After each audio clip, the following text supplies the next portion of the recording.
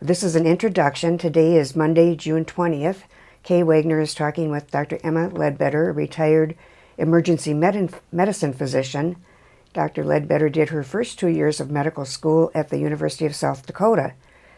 At that time, USD was a 2-year medical school, so she finished her 3rd and 4th years at the new Texas Tech School of Medicine, a newly created program. Their first class graduated in 1974, and she came to La Crosse for a rotating internship from 74 to 75 and did 1 year of surgery residency from 75 to 76. She became the 5th member of the Department of Emergency Medicine in 1978. She has 35 years of tenure at Gunderson. Welcome. Thank you, Kay. Just to tell you a little bit of how I ended up here, because I ended up at the best place I could be. I'm from South Dakota. My grandparents on both sides homesteaded in western South Dakota, the northwest corner of South Dakota, born in 1919 and 1920. They both went to college, which was unusual for a woman in those years. My mother went to Colorado. My dad went to Vermilion. Their high school graduating class was 15 students, and that was considered large at the time. When Mom finished college, she taught in Belle Fourche, South Dakota. Dad went in the military and was in the Signal Corps, ended up a first lieutenant. When he came back from the Army, they got married and moved to Vermilion, South Dakota, where he finished his law degree, and my mother got her master's in English. They lived in Riverton, Wyoming for just 1 year, and that's where I was born. But when I was 1 month old, we moved to Pierre. So I consider myself a dyed-in-the-wool South Dakotan in my background. And my dad was an attorney. He was a district county judge until they consolidated into a smaller unit, and then he worked in the Attorney General's office in South Dakota. My mother went back to teaching to put her kids through college. But it's important. My heritage of who I am, particularly the good parts of me, are due to my parents. And the values that I have and my goals in life are related to them. My mother was a pioneer. As I said, she went to to college at a time that people off of a sheep ranch in Harding County women didn't usually. She was the first woman on the Pierce School Board. When she went back to teaching, she was South Dakota Teacher of the Year 1 year. So she's been a great role model. We did not have any medicine people in our family. I'm still not real sure, other than I was always fascinated by the human body, I think, and how the body worked. And as a kid, I was a voracious reader, and there were the Sherry Ames nurse books, kind of like the Trixie Gordon and all those. And in junior high, I decided that I wanted to be given the orders, not taking them, therefore I would be a doctor. And my friends never doubted when I said then I was too stubborn to give up after that. My family includes 2 brothers and 1 sister. I am the classic oldest sister, classic overachiever, firstborn. I have never married. I have 2 dogs that have always been my family, but I have 5 nieces and nephews that I love to death and have taken great pride in spoiling and being their Aunt Emma. We did have a woman physician about the time I was in high school. Barbara Spears was a South Dakota med school graduate. She actually was a neighbor, and I actually babysat for her. But I had already decided I was going to be a doctor at that point in time. And I really didn't have a lot of exposure in hospitals. I just found it fascinating, biology and the human body fascinating. I went to the University of South Dakota. At that time, they had a program where you could go 3 years of college, and if they accepted you, you would then get your bachelor's degree after the first year of med school. So I went 3 years of college and my first year of med school, and that's why I have a BA, I think it is, in medical science or something. And then it's a 2-year school, so I got a BS degree there and graduated there. They were starting the new med school at Texas Tech University. They took a freshman class and a junior class. And they recruited heavily among the 2-year schools, which at that time were North Dakota, South Dakota, and Hawaii. And we had a couple of students that had been in Guadalajara, but we had a class of 35. I did get the American Medical Women's Janet Glasgow Award for being the top student in my class, but it was just a class of 35. When I was looking for residency and then it was internship, I still was aiming somewhat towards family practice, although I fell in love with the ER from the time I was in Amarillo, Texas. I would hang out in the ER. I just loved the action of it. And actually, even before that, we did a preceptorship in Sioux Falls, and I preceptored with one of the surgeons, but got it arranged so I could spend time in the ER there. It's always fascinated me. But when I got out of medical school, there was no such thing as an emergency medicine residency, or actually they were just starting one in Ann Arbor in Michigan. But there was not a board, there was not residencies, any of those things. And so I looked at Gunderson as a place that had internal medicine, and at that time they had pediatrics as well, and surgery, that had multiple residencies, but was not a big university medical center, because I had never been in one. I'd always been in a more community-based environment, and I didn't want to go to a place where there was a huge hierarchy from fellows to residents to medical students as the bottom line on a totem pole.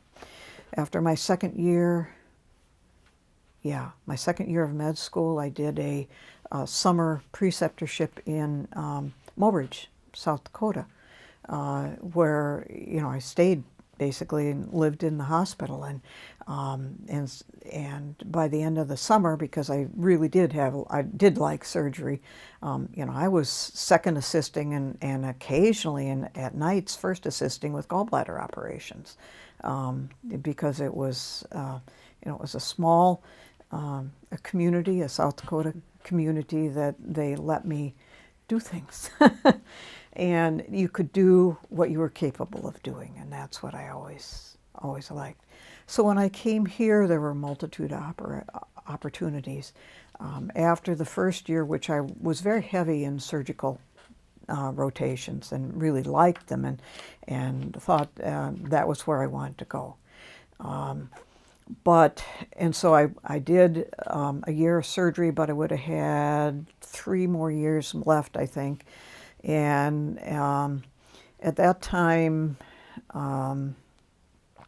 there was opportunity to work in the outpatient clinic for a couple of years, and I did that and moonlighted in the ER during that time. And then when the old standbys that had started the emergency department, which was Gordy Johnson and Ken Williams, they had expanded it to Dave Norenberg, and he was my neighbor. There were 4 of them, and they were going to be expanding. And I said, I want to be there. So they were looking at only 4, and somehow I managed to become a 5th one, which gave us more flexibility. When I came here as a resident, I consider myself a pioneer in a couple aspects. One is in emergency medicine, and one is women in medicine. When I went to medical school, there had been women in the classes at South Dakota. They were about 50 people, but there's rarely 1 or 2.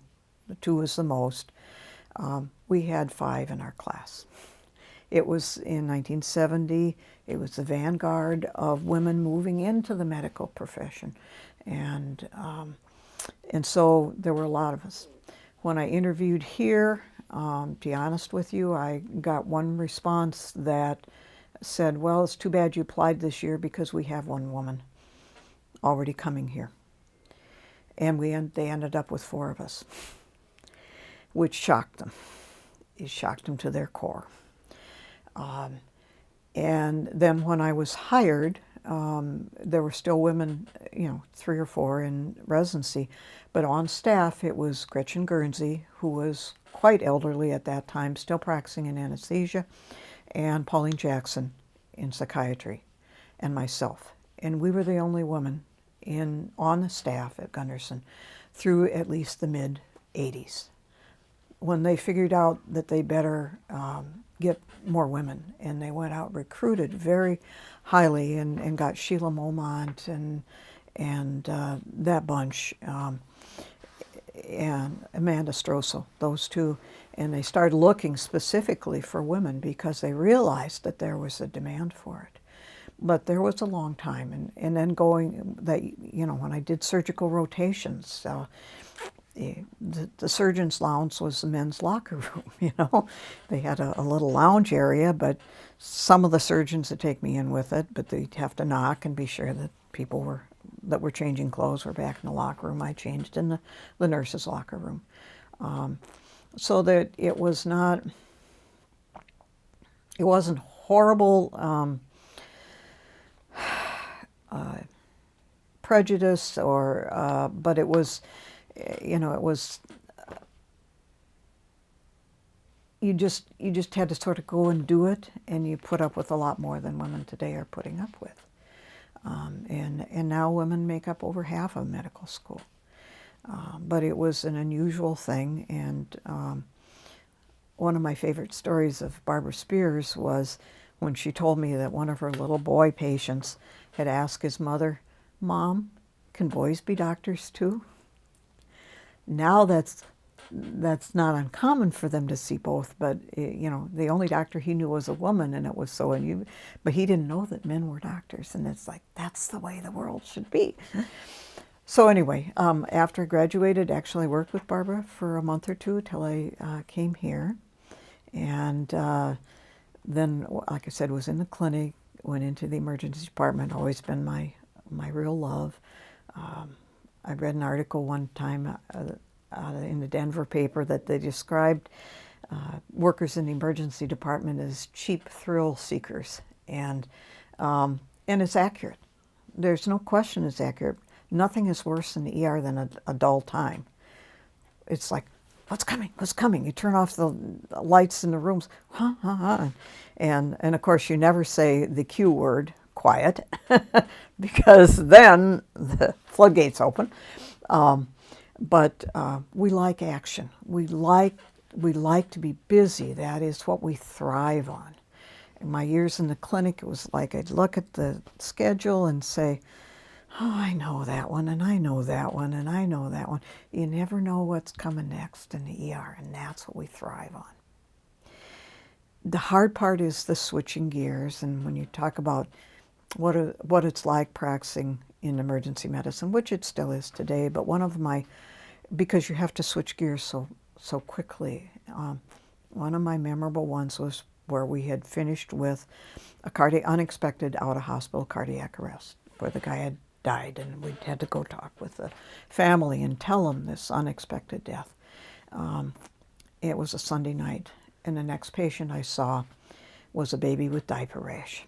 And the people were upset because they'd been waiting, and the kid had had diaper rash for 2 weeks. And, some diaper rashes are really horrible, but this wasn't. It was diaper rash, it was up on his buttocks, but it's like, that's some of the stresses of practicing emergency medicine. And either you love it or you hate it, and I loved it. Let's see, I think those are, some of the things. Rotating internship. When I was in the 80s and I was footloose and fancy-free and kind of had the wanderlust, maybe I'd go practice someplace else. Well, at that point in time, full-time emergency departments were not that, they were in bigger medical centers. And one of the places I looked was Rapid City, because that's the place I'd want to live. Someplace I'd want to live that practiced emergency med. They had an emergency department. Looked out in Colorado. And I came home from those interviews even more impressed with the quality of medicine that was practiced here. I could not find a place I wanted to live that practiced the quality of medicine. We were, in emergency medicine, we were far ahead of our time. Back in the 80s, when people came in, you still had a file card and you looked if their primary doctor was one that you could see them, and if you had to call them before you even saw them, or if you saw them and then called them before you did anything. We called when we needed help. We let them know when it was appropriate, but we had autonomy with our patients. And we practiced good medicine. In the days that people were just handed out antibiotics for sore throats, we did strep screens. We did strep cultures. They took 24 hours then, but we didn't just hand out antibiotics for sore throats.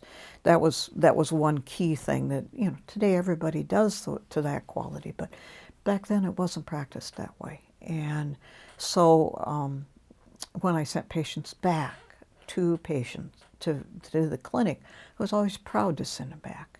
Always knew they would get good care here, and so that's why I stayed. I got my boards it became an official board in 81. You had to have 5 years of practice, and then you took both the written boards and the oral boards. And so I was board certified in 1983. I recertified every 10 years, 93 and 13.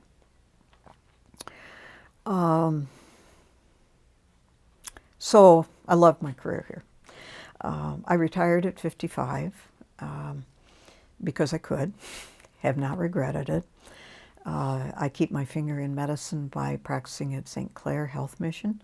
I go at least once a month to the La Crosse St. Clair. I did not volunteer when I was working because there's too much crossover, and I knew I would be very upset. I just didn't think it would be right.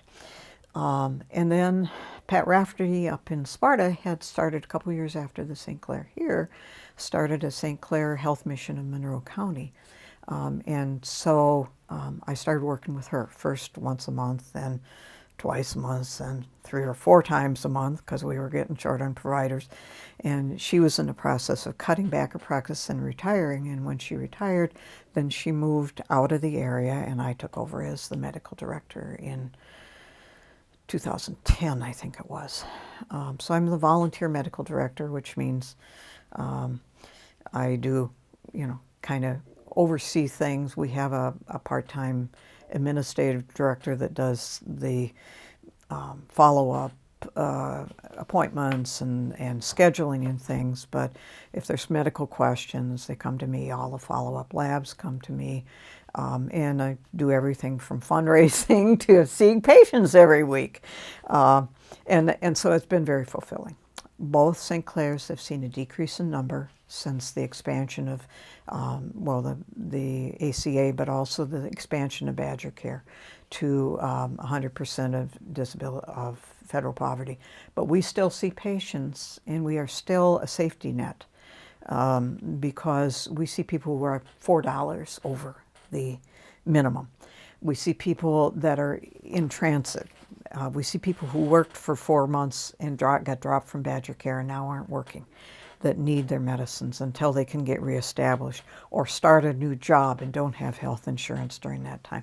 So we're a safety net in both places. But a lot of our patients are a lot better off because they now have a regular physician on medical assistance. Even though Wisconsin did not take federal money, we have the most generous medical assistance of all of the states that did not take federal money. Most of them are still back on just women and children. We cover men, women, and children. We cover everybody. If we had taken federal money, we would cover them up to 167% of federal poverty. But we didn't, so we have people in that gap that, we have people that come in and they can either afford medicine or to eat. And so it, breaks your heart that we have that situation. And so I feel that I'm doing good with that, but it keeps me in touch with medicine. And then I've become very active in leadership in my church. Attended our Wisconsin United Church of Christ Lay Academy, and kind of could be sort of considered a lay minister. I'm not officially that, but become very, very active in my church since my retirement. And those things, and then just the fun things in life, are what keep me occupied in life. I have my garden. I like to go out on the river on my jet ski. I ski. I go downhill skiing, cross-country skiing. When I left, I knew I was going to retire early, but we had Steve Copps, who was from here. His father was a physician here. He was residency trained, and his wife was a dentist who wanted to come back here. They had family here. They wanted to come here, and we had a nurse who had worked with us in our emergency department, was over at Rochester, where he took his training. So we got the scoop about him from her, and heard that he was a really good guy. Well, you don't tell somebody, oh, well, we'd really like to have you come back here, but not for a couple of years. So I probably retired a couple years earlier than I would have otherwise, but I'm not unhappy that I did. My needs are simple, my wants are simple, and I live quite a simple life. So, questions? Yes. One of them was when the emergency medicine residency was official, and you did talk about that.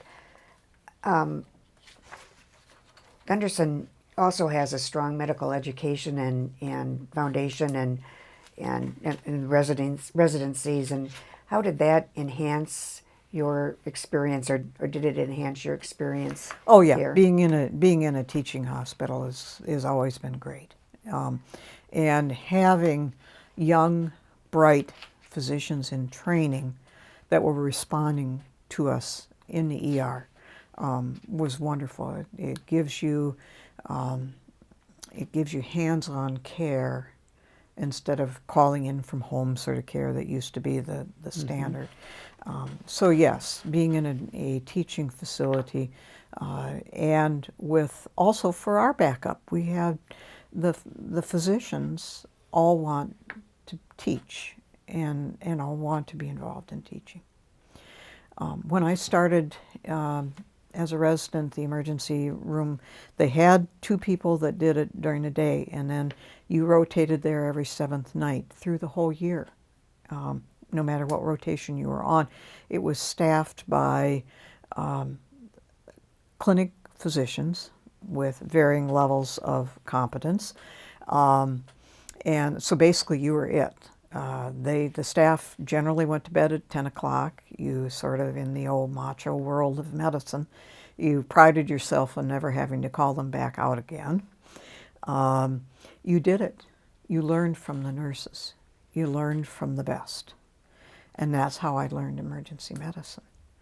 And then when I worked, I did some time in the daytime in the emergency department while I was, I think during that year that I was a surgery resident. I covered the daytime 1 month because they both weren't available. And so having people with varying abilities that you learned from. I mean, like I said, you had people who brought all their old dictations down on a cart to sign them while they were staff there and didn't do much. When you had a rheumatologist, everybody came out with a rheumatology diagnosis of some sort, but you had good people to back you up. And that was the key, and that's why being in a teaching institution was the place I wanted to practice. Did you feel that there was discrimination in some ways when you first began?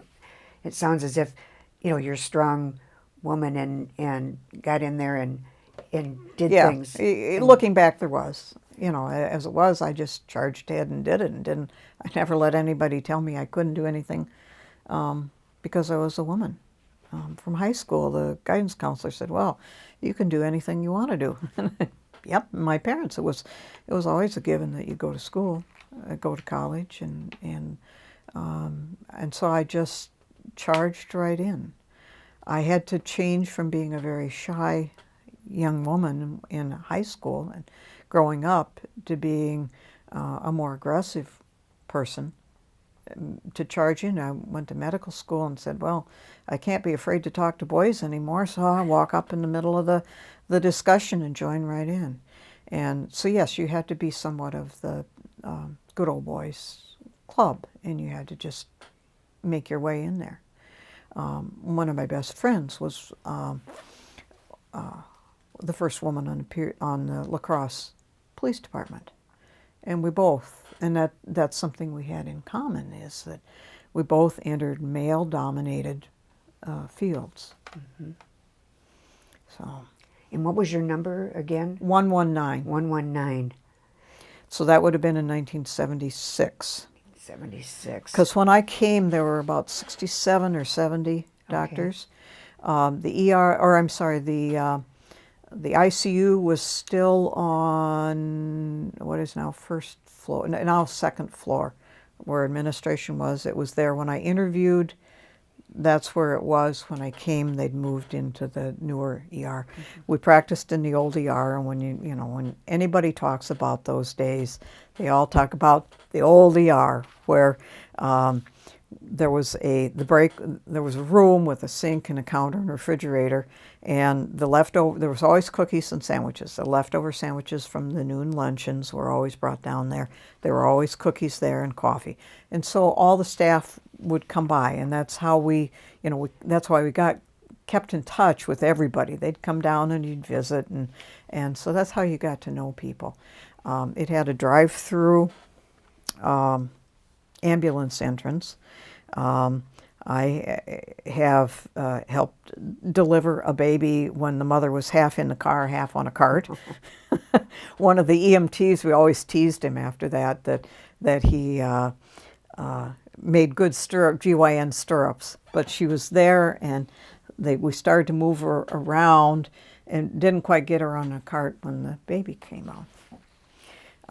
We had one bigger room we used as our trauma room, and 3 other rooms, I think, yeah. Memorable moments, I did mouth-to-mouth on a baby one time. Parents came running in carrying this lifeless baby. And I'm telling people to get the bag, but I didn't start. I did mouth. It was a SIDS death, and it died. But I did mouth-to-mouth on a baby, because that's what you do. We're action people, and we're action, and yet and very basic people. The story I always tell people about emergency medicine is there's an internist and a surgeon and an emergency doctor, and they're all out bird hunting together. So they decide they'll take turns, and one will shoot. So some birds come flying by, and it's the internist. He says, "Well, it's a duck, rule out goose, rule out this, rule out that." Bang. Next, it's the surgeon. It's his turn. Bunch of birds fly by. It's a blue-winged, purple back, blah, blah, blah. Surgeons know everything, of course. Bang. ER guy's turn. Birds come by. Bang. What was it? And that's, you assess them as they come in. As they come through the door, you know what you're going to do. You know what you're going to order. You size things up in an instant. And good doctors still, can learn a lot about the patient when they just see them. But with them coming in, walking in with the nurse, you learn very quick assessment, and you learn to do the basics. If they're talking to you, they have an airway. Are they breathing okay? And usually they're circulating, but airway, breathe, and circulation, the ABCs are just ingrained in you. First thing, if I see someone who's not responsive, I go to their head and I lift their chin up. And then if they're talking, then I know they have an intact airway, then I see how well they're breathing. And so we're very action-oriented people. And I still am. And that's my personality. I decided as a surgeon, actually I was going with a guy who was working in emergency room at the time, and decided that as a surgeon you can't just operate on somebody and then go home. You still are responsible for them, and I kind of liked having my time to myself when I was gone. Yes, you carry some of your worries home. Yes, you come in and you do some follow-up and things like that, but your time is your own. And so that was important to me. Was there a particularly memorable patient besides the baby that... Oh, there's been a bunch, and it's hard to say. I mean, my memorable patient from residency was with Dr. Charles Miller. There's two. When they say appendicitis is a minor disease, it's not. There was a young girl that was like 7 or 8 that was brought in with appendicitis, was brought in with abdominal pain, had been on the pediatric service, and they couldn't figure out what was wrong with her. This was before all the CTs and all that. And finally took her to the operating room. I don't know if they had the diagnosis before, but she had a ruptured appendix, and she was very critically ill. And they called in surgery then to manage her. She was back in the peds ICU, and remember, she had tubes, and she was on a ventilator, and she ended up dying.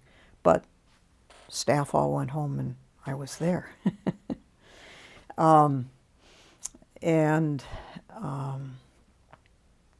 Another one was a young man, and this was surgery residency. He had come into the ER the night before with abdominal pain, but his abdomen was not tender. He was like in his 20s. You could jump and push and poke all over his belly, and nobody really thought it was appendix till he finally had a little pain there or something. Took him to the OR. He had peritonitis. He was in the ICU. He got liver failure because he got generalized sepsis, and we managed him in the ICU he finally eventually got home, but he was like in ICU for over a month. And when you didn't have all the aids that we had, you went on clinical judgment. And of course, that's was my frustration in the last years of my practice when someone had classic appendicitis. They've got appendicitis. I know that. And they'd have to do the CT to prove it. You don't need a CT to prove appendicitis, you know. So others, trauma, lots of times trauma. Some really horrific trauma accidents. But, you know, it's hard to say, you know, memories from here and there will float up of patients, but not any one particularly memorable patient. Did you often have repeats? Oh, yes, yeah.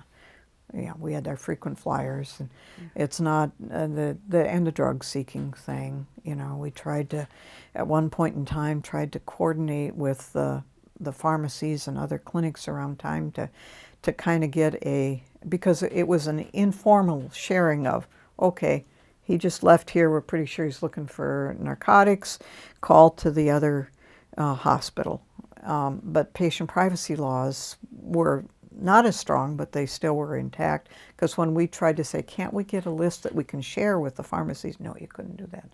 But the pharmacies would call us and say, did you know that when we gave them a prescription, did you know that this person just filled this not long ago, or filled this from somewhere else? Now it's even worse. We had narcotic overdoses, but not to the extent that they have them now. I talk with Howard Schumacher in the ER in Sparta, and you know they're seeing 2 or 3 overdoses a week. we didn't see that number. We saw, or we would see them that they were, sort of unconscious but not near dead. But we have that. We had people that it was very frustrating. Case management started during my career, which was a godsend and has really helped a lot. And we've improved things in that line. But yes, we had our repeats and, our people with mental problems that we would see frequently. I was good friends with a cop and a psych nurse. We all knew the same patients.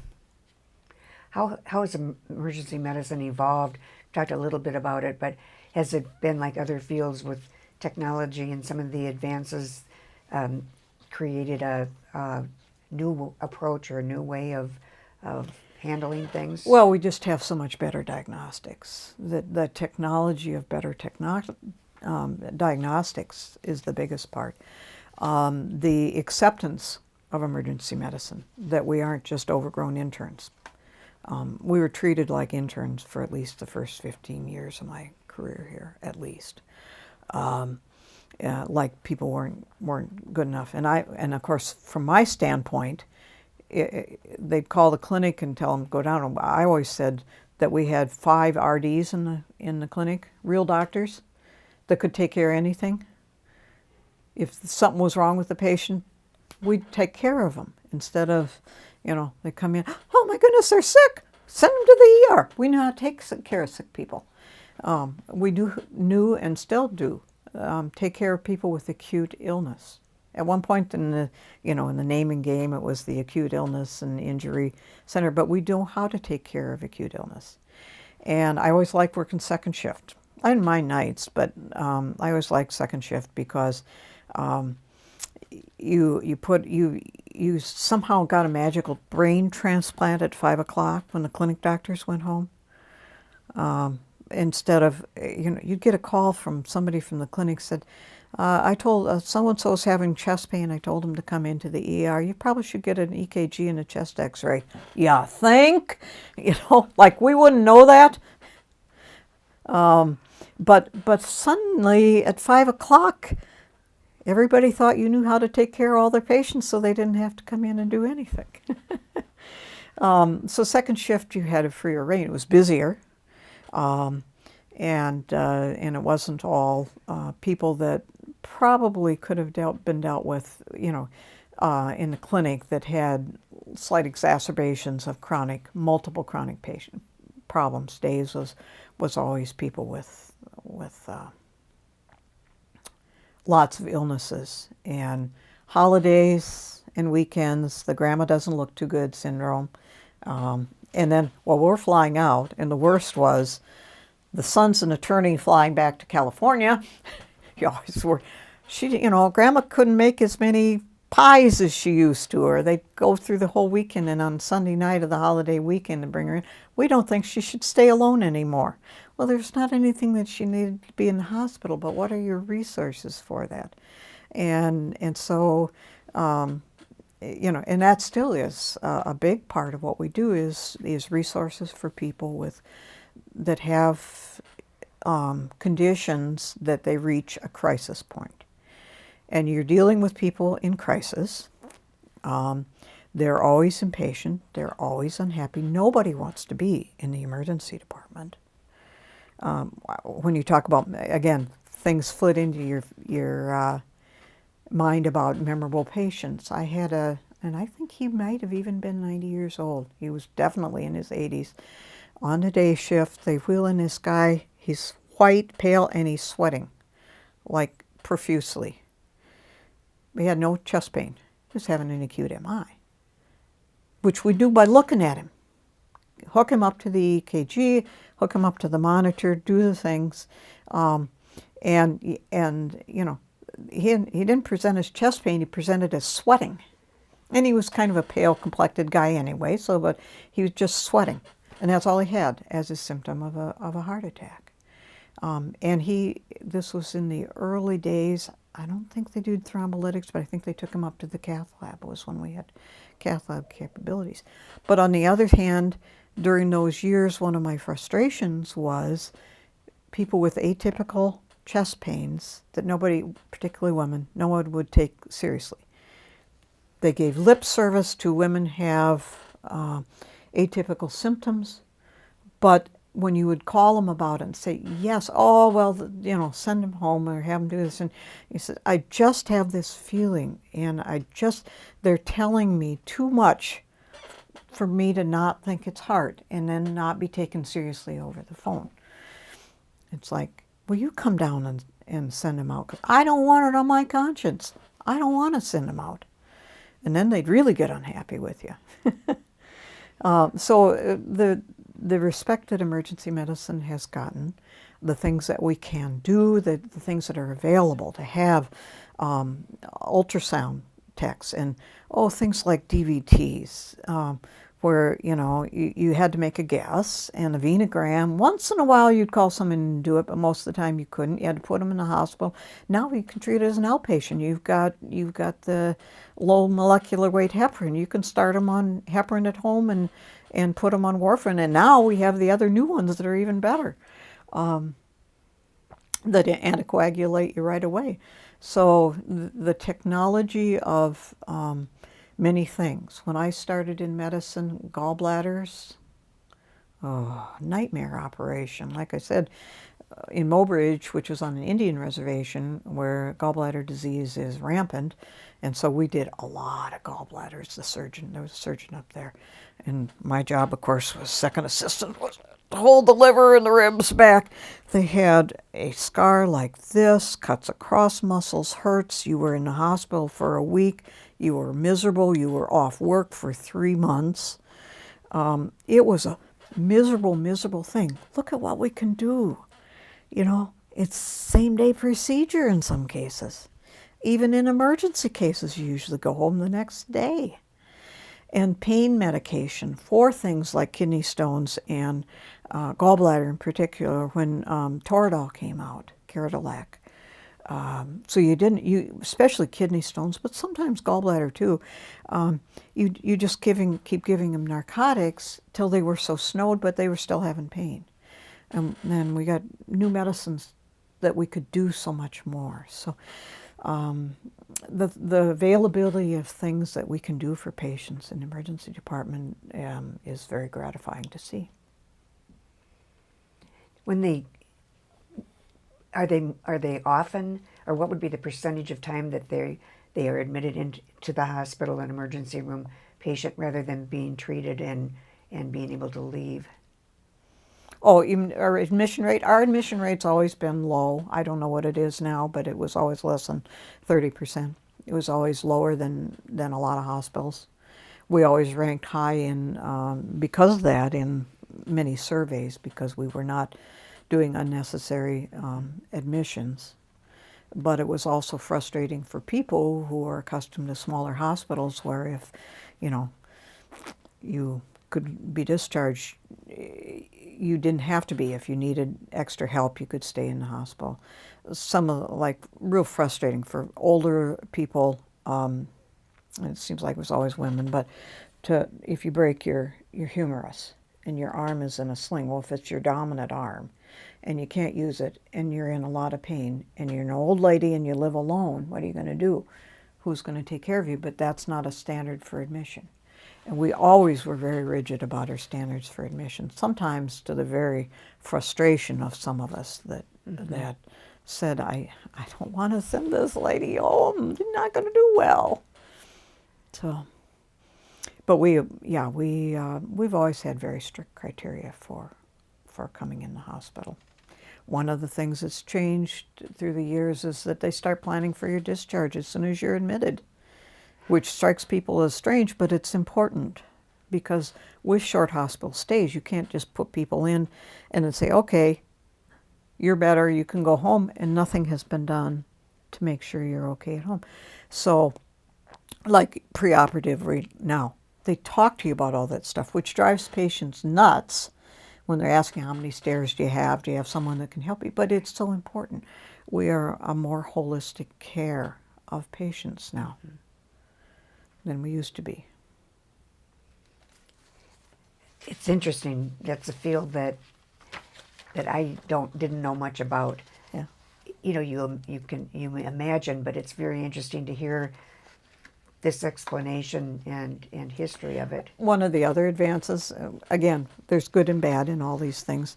When ACLS, Advanced Cardiac Life Support, started, that was a fantastic program because it gave a rationale and an idea. We sort of, you shot from the hip. Well, let's try this, let's try this, let's try that in cardiac arrest.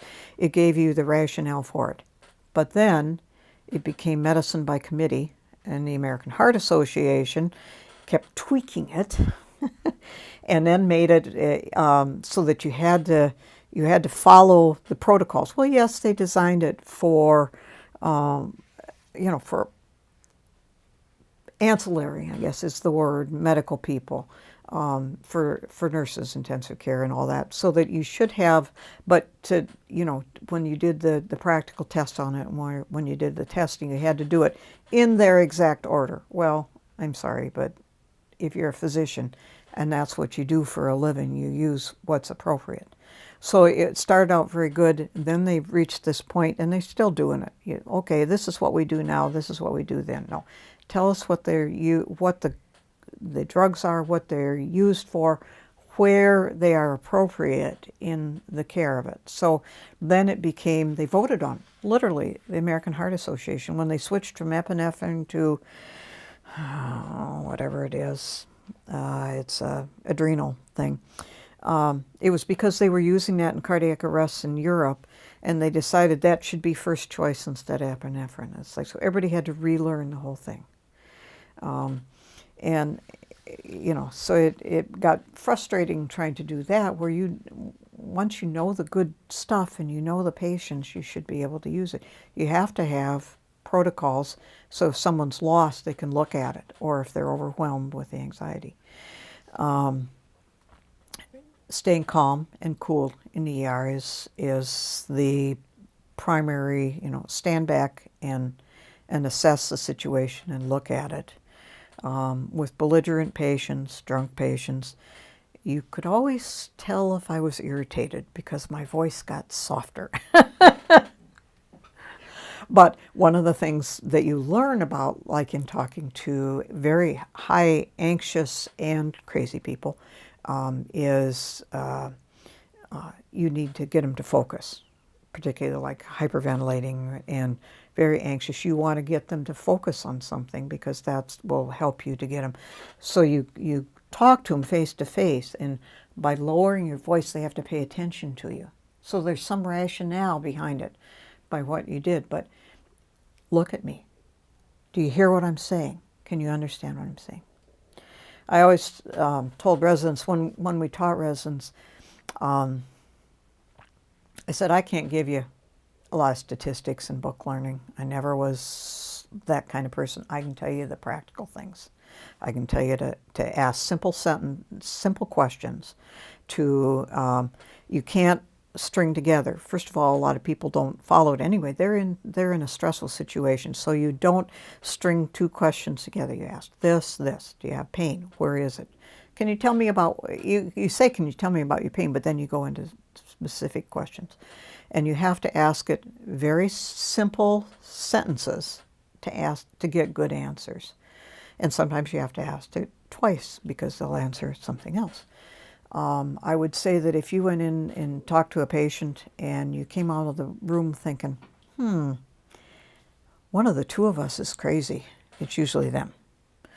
Because they would, if they're talking off the wall and they start to make sense, then they're crazy. Then you begin to worry about yourself.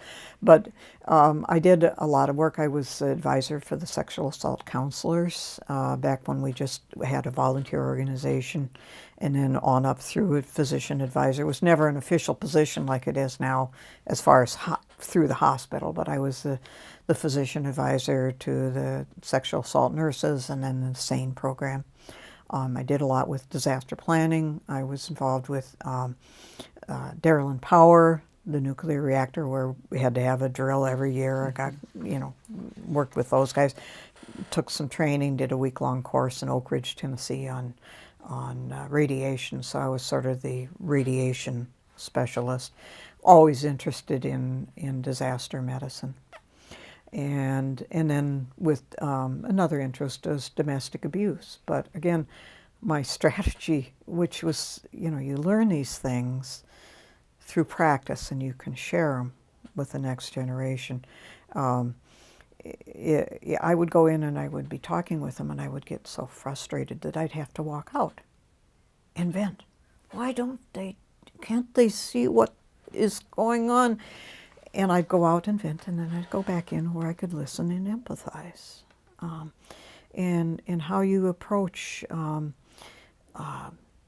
people who are really out of touch, psychiatric, particularly psychotic type of people, and you want to get some history from them.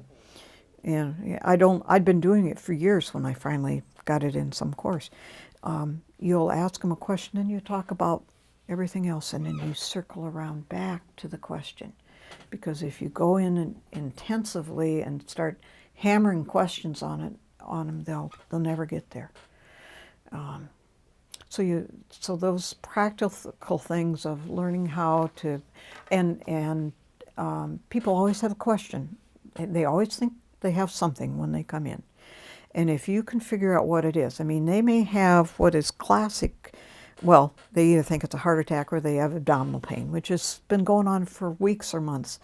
If you don't say out loud, you don't have appendicitis, they're going to go away. Because we'd get people in that had seen their doctor multiple times. What did they tell you? Nothing. Well, they told them a lot. They just didn't understand it. You have to answer the basic question they came in with. If they have chest pain, you have to say the words, you don't have a heart attack. If they have abdominal pain. If they have a headache, you have to say it's not a stroke. You have to read the patient and figure out what it is they're worried about. So those are classic ones, but you have to understand what the patient is concerned about for you to be able to be credible, first of all, when you're telling them, it's not serious, or it's serious, but you aren't going to die from this. A scratch on the eye, you're not going to go blind. This will heal. So that the skills of handling people are what have not changed. What's available to us for faster diagnostics is phenomenal. How, if anything, did the helicopter change?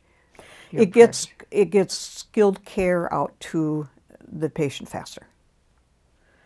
The helicopter is not a machine, it is the staff that's in it.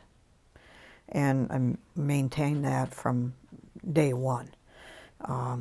It is getting the trained people and equipment to the areas that need it.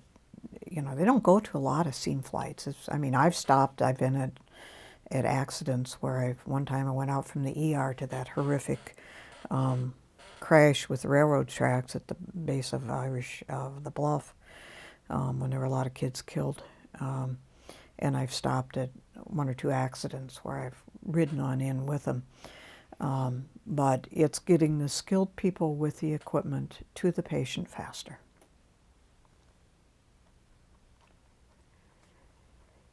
What advice would you give to somebody that's considering emergency medicine of the younger generation? It's the greatest place in the world. I would say you have to be able to make a decision. You can't wishy-wash around. You have to have people skills, more so than some specialties. And you'll have to like to be busy, but you'll work with the greatest people in the world.